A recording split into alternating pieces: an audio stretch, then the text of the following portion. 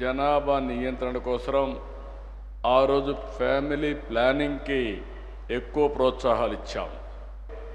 ఆ రోజు నేను 2 పిల్లల కంటే ఎక్కువ ఉంటే స్థానిక సంస్థల్లో పోటీ చేయడానికి అర్హత లేదని నేనే చట్టాన్ని తీసుకొచ్చాను.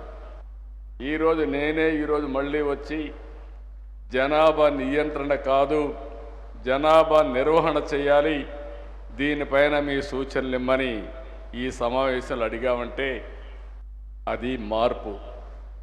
జనాభా అనేది భారం కాదు, జనమే అతిపెద్ద ఆస్తిగా భావించే కాలం వచ్చింది.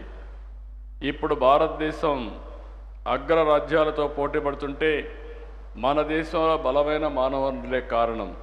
ప్రపంచమంతా కూడా జనాభా తగ్గిపోయే పరిస్థితి వస్తూ ఉంది, బర్త్ రేట్ పడిపోయే పరిస్థితి వస్తూ ఉంది.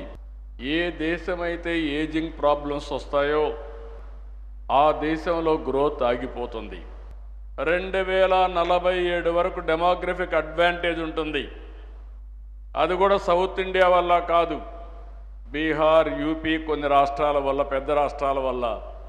అయితే ఇది రాబోయే రోజుల్లో అక్కడ కూడా డిసడ్వాంటేజ్ వస్తుంది. హై చైల్డ్ రేరింగ్ ఎక్స్పెండిచర్, ఎడ్యుకేషన్కి, ఇండ్లకు, హెల్త్ కేర్కి ఎక్కువ ఖర్చు అవుతుంది.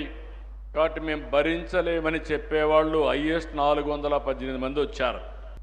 ఈ 2 ప్రధాన కారణాలైనప్పుడు దీన్ని అధిగమించాలంటే inclusive growth rate, better living standards తప్ప వేరే మార్గం లేదు.